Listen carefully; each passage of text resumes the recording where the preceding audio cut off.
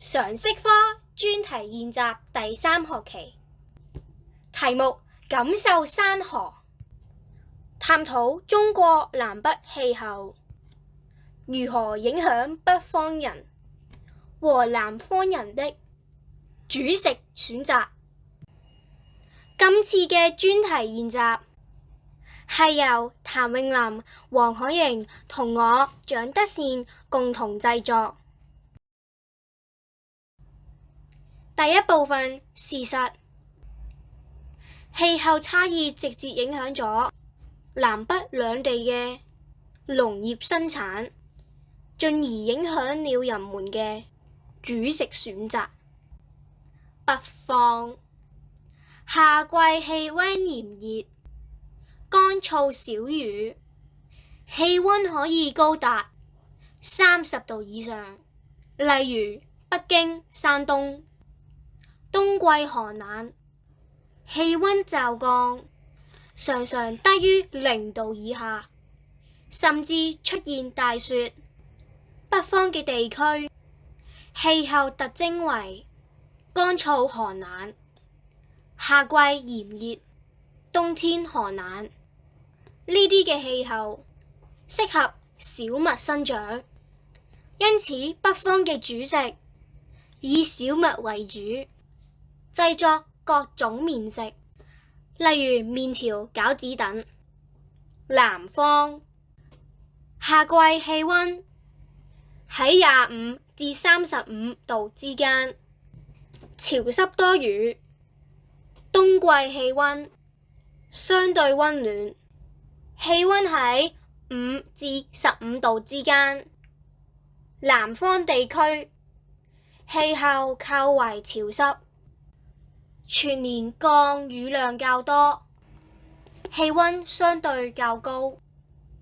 呢啲環境好適合水稻生長，因此南方嘅主食係米飯及其衍生品，例如米粉、粽子等。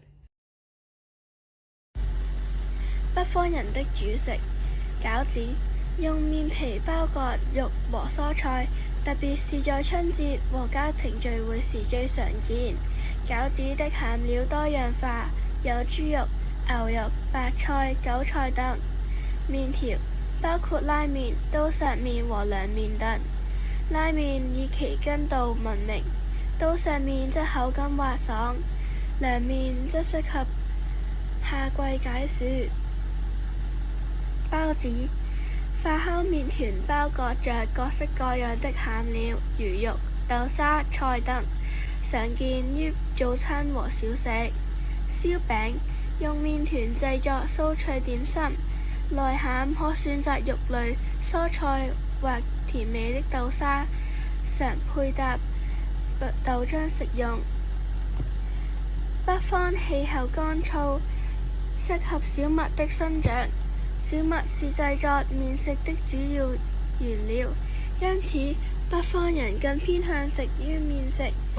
北方人主要以麵食為主，種類繁多，且多以小麥為原料，強調口感和製作技巧。南方人則以米飯為主，米飯及其他商品多樣化，強調食材的新鮮和配搭。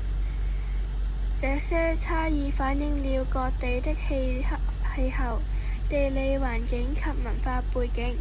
麵食在北方的飲食文化中佔有重要的地位，經常與家庭聚會、節慶等活動關密相關，象徵着團圓和慶祝。由我譚詠琳去講南方飲食嘅文化，而南方人嘅主食，第一，白米，最普遍嘅主食，配搭各種菜肴，通常以蒸煮嘅方式製作，保持米粒嘅香氣。第二，糯米用於製作粽子、米糕同埋甜品等。口感黏稠，常見於節日或慶典。三、炒飯將白米飯與肉類、蔬菜炒製而成，味道鮮美，是快速且美味的選擇。第四，米粉。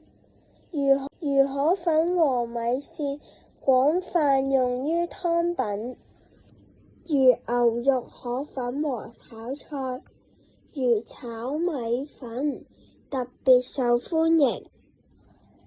南方氣候潮濕，非常適合水稻嘅生長。水稻的產量高，使得米飯成為南方人主要的主食選擇。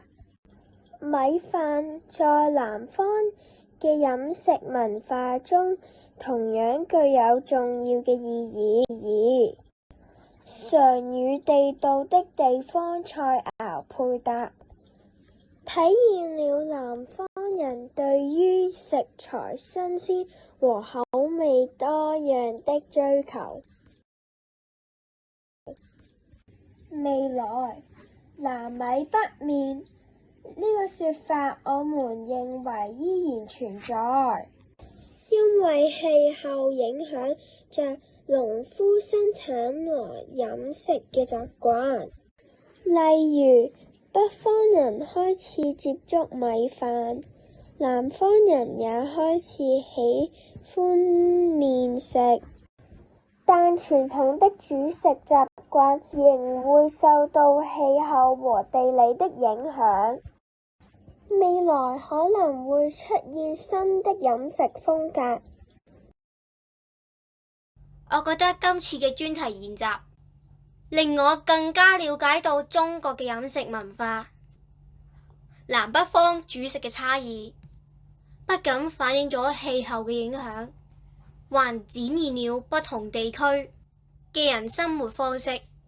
如北方嘅麵食種類繁多，每一種都有佢獨特嘅做法同埋故事，令我對家庭聚會時吃餃子有了更深嘅理解。我希望能親自製作呢啲麵食，體驗其中嘅樂趣。這個專題研習讓我意識到飲食文化不動是食物的選擇，還與我們的生活習慣和社會背景息息相關。南北方的主食差異讓我想到，無論是麵食或是米飯，都是人們智慧的結晶。未來我希望能品嚐更多不同地方的美食，了解他們背後的文化故事，並與朋友及家人們分享這些美好的經歷。通過呢次嘅專題研習，我對南方嘅米飯文化有了更深嘅認識。米飯不僅是每天的主食，還承載着很多美好的回憶。南方的米飯料理非常多樣化，每一道菜都有自己的特色，這讓我感受到食物帶來的幸福感。我希望在未來能夠學習更多關於米飯嘅烹飪技巧，為家人做出美味嘅飯菜。最後，我哋三個想分享一下喺杭州嘅遊學團關於煮食嘅部分。喺杭州參觀學校嘅時候，其中我哋喺學校嘅廚房度學習製作糍粑。糍粑係一種南方傳統中國嘅食物，通常由糯米製造，口感柔軟 Q 彈。佢哋常常用嚟慶祝節日或者特別場合。糍粑嘅味道非常可口，有甜嘅芝麻餡，有鹹嘅竹筍餡，口感豐富，不僅是一道美食，更是承載着悠久文化嘅傳統食品，象徵着團圓同埋幸福。呢次嘅活動不但讓我哋學到製作糍粑嘅技巧，也增進咗同學之間嘅交流和友誼，令我哋對杭州嘅文化有更深嘅理解。喺杭州呢個旅程裏面，我特別鍾意食炒粉絲同埋炸雞米，呢啲食物嘅味道好獨特，令人難以忘懷。粉絲通常係用米同或者豆去做成嘅，口感滑嫩，配搭各種醬料同埋配料。炸雞米非常鬆脆嘅外皮同埋多汁嘅內餡，令人一口接一口。呢次旅程不僅令我哋享受咗美食，令我感受到南方飲食文化嘅特別。每道菜都有佢哋自己嘅故事，同埋佢哋喺本地飲食中裏面嘅重要地位。南方嘅食物常常融合咗唔同嘅風味，從甜到鹹，從香到辣，各種味道配合喺一齊。啱啱過去嘅杭州遊學團，我深刻感受到南方嘅飲食文化。杭州嘅米飯配搭各種清淡嘅菜式，讓我體會到食材嘅鮮味同埋原味。這次嘅旅程讓我明白，南方嘅食物不懂係填飽個肚，更係一種對生活嘅享受。同北方嘅麵食相比，南方嘅米製品更注重配搭同口味層次，每一道菜都有佢嘅故事，讓我重新思考飲食嘅意義，期待未來有更多機會到不同嘅地區交流，